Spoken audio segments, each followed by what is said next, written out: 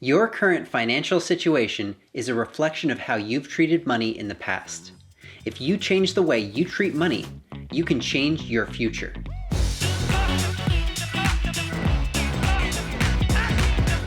Hello and welcome to a very special episode of Practical Personal Finance. My name is Andrew Shear, and this is where I give you the information you need to understand and succeed with money. Earlier this year, I decided to chase a dream I've had for a while and start a YouTube channel about my approach to personal finance. In that time, I've created videos about budgeting, insurance, retirement, student loans, and more. But I haven't yet created many videos about my own story. That changes right now. Today, I'm going to tell you the story of how I borrowed more money than I could comprehend, how I finally realized that debt was controlling my life, and how I paid it all off and became debt-free. I'm also going to share the different lessons I learned and some rules to live by if you're working on becoming debt-free yourself. Before I get started, do me a favor and hit that like button. And if you're new here, hit that subscribe button too. Who knows, you might just learn a thing or two about money. When I was 18 years old and a senior in high school, my guidance counselor told me that I would be successful in whatever I decided to pursue. And so, without much hesitation, I set my sights on attending film school at the University of Miami. For an 18-year-old, it was like a dream come true. I got to discuss movies in class every day, play around with all sorts of cameras and lights, and my homework frequently involved a bowl of popcorn and a big screen TV. I wore flip-flops every day, studied outside under palm trees, and watched so many beautiful sunsets on the shores of Lake Osceola. Life was good, but the University of Miami was expensive. I had to take out big loans to cover my tuition and living expenses every semester, often from multiple different lenders. When I graduated in 2012, I didn't even know how much I owed. I just knew it was at least $100,000 and that I didn't want to think about it too much. I spent the next 5 years starting and growing my own business, a video production company called 5801 Productions. Whenever a bill came for my student loans, I always managed to pay it, but never a penny more than the minimum. I figured that someday, somehow, I'd make enough money that I could just pay off all of my loans in one lump sum. But until then, every spare dollar was reinvested into my company. I became successful enough that in 2018, I was accepted into the prestigious Goldman Sachs 10,000 Small Businesses program at Miami-Dade College. This is a free 16-week course for successful business owners looking to grow to the next level. The course challenged me to think about what I wanted my business, and consequently my life, to look like in the future. The more thought I put into my business growth plan though, the more it became abundantly clear that I had two options. I could continue living a life and running a business restricted by debt, or pivot and focus on becoming debt-free so that I could live my life and run my business on my own terms. At this point, you may be able to guess what I chose. Making the choice to pursue debt freedom is not something I could do on my own. It wasn't until both my wife Michelle and I agreed that it was the best path forward that we took the first steps. As the saying goes, behind every great man is a great woman. This is especially true in my case. Teamwork makes the dream work. Our debt-free journey began in May of 2018. We started by listing out all of our debts. Michelle had one student loan with American Education Systems with a balance of $4,338. I had 5 different student loans. One with ECSI with a balance of $1,695, one with Navient with a balance of $19,891, one with Nelnet, which was actually a collection of smaller loans totaling $24,854, one with LendKey, a consolidation loan with a balance of $49,689, and one with SoFi, another consolidation loan with a balance of $75,102. I'd also leased a new car about a year earlier, and the remaining lease payments totaled $7,004. Add all that up, and our total debt was $182,573. Fortunately, Michelle owned her car free and clear, and neither of us had any credit card debt. Otherwise, this could have been a lot worse. We decided the best way to approach our debt was by using the debt snowball method, which I had heard about from Dave Ramsey. I'm a big fan of Dave, and I like his concept of the baby steps to reach financial freedom. So we put our debts in order from smallest to largest and went to work on the little ones.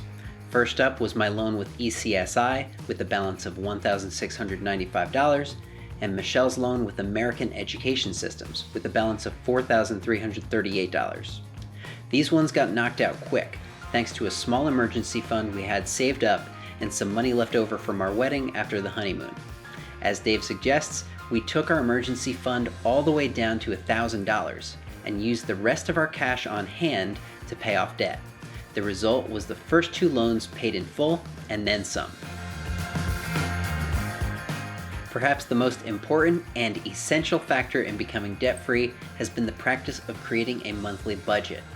As I explained in my Budgeting for Beginners video, I was pretty willy-nilly with my spending up to this point. But with just a $1,000 safety net, it was going to be very important to restrict spending by planning it entirely in advance.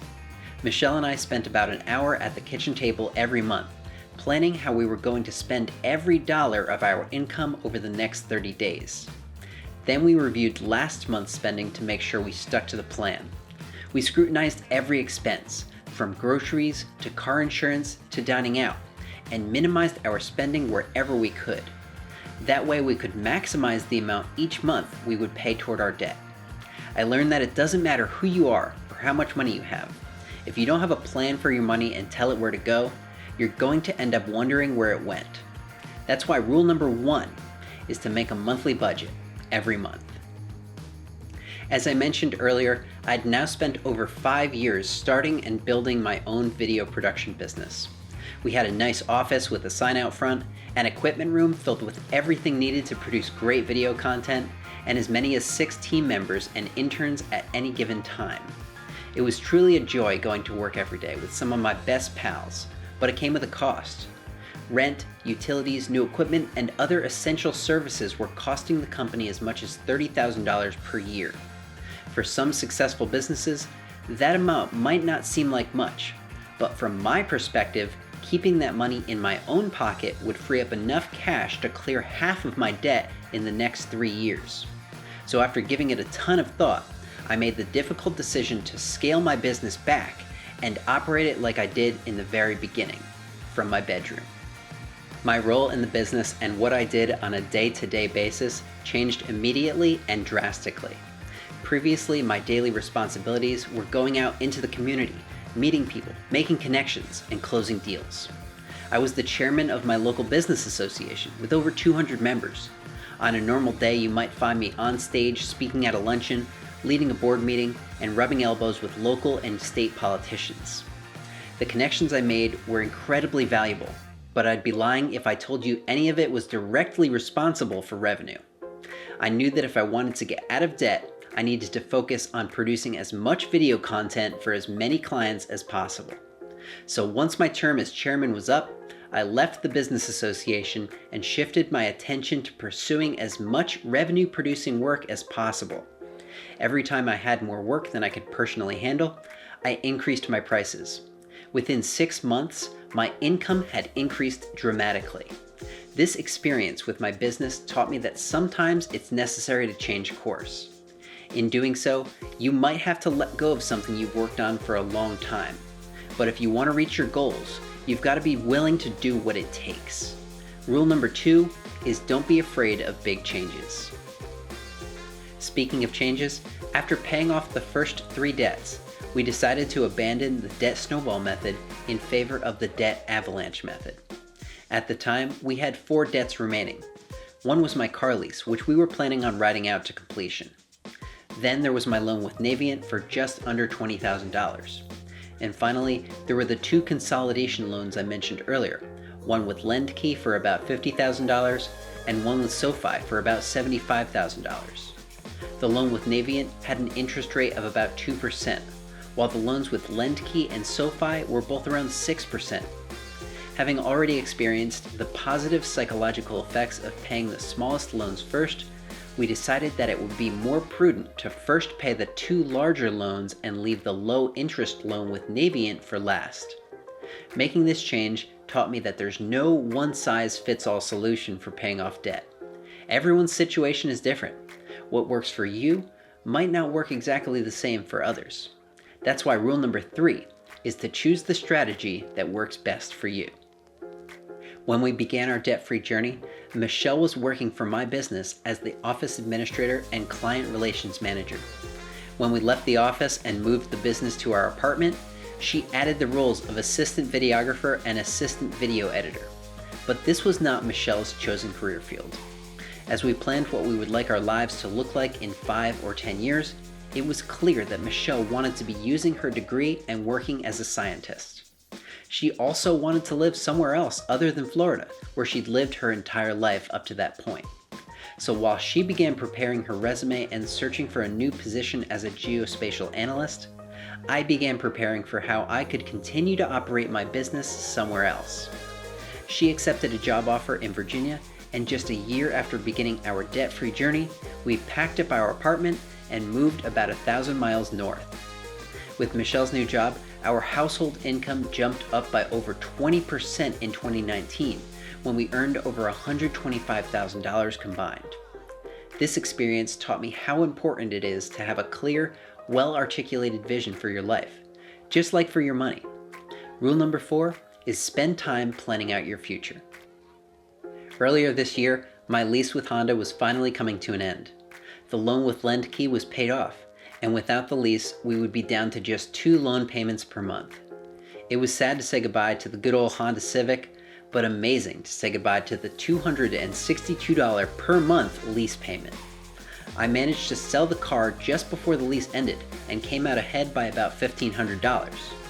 Fortunately for me, Michelle's grandmother was no longer using her car, and I soon became the new owner of this beautiful 2005 Ford Taurus. No more payments. I learned that even with a lease, you always have the option of selling your car to eliminate the monthly payments. You might even get lucky like me and come out ahead. So learn about your options. You may need to move down in car for a little while, but later you'll be able to drive whatever you want. Rule number 5, ditch the car payments. We were getting close to completing our debt-free journey in March of this year, right when COVID-19 swept across the United States. I had a bunch of work lined up in April, May, June, and all through the summer, but all of it was postponed or simply canceled. We put our debt payoff strategy on pause for a few months to pile up cash and make sure we would be all right in case it got any worse. Once everything stabilized and we felt comfortable, we made major payments on our last 2 loans in June and July, and then, one evening in August, we finished both of them off with big lump sum payments, just like I dreamt of doing 8 years ago. Dealing with the pandemic taught me that sometimes things happen which delay our progress toward our goals. It's important to be patient and not get frustrated by the things outside of your control. If you sense a potential emergency on the horizon, then pile up some cash. When things stabilize, you can pick up right where you left off. Rule number 6 is only concern yourself with what you can control. Pursuing debt freedom is one of the best decisions I've ever made. Now that my wife and I don't have any debt payments, we're in an excellent position to start saving for retirement and for when we're ready to purchase a home. We already have an emergency fund set aside in case we hit any bumps in the road, and we finally have full control of our income. It's the best feeling in the world to know that we don't owe anyone anything at all. The experience of paying all this debt taught me that your current financial situation is only a reflection of how you've treated money in the past. When you change the way you treat money, you can change your future. If you have debt, commit to doing whatever it takes to become debt-free. The best time to start your debt-free journey is right now. That's why rule number 7 is start today. You won't regret it.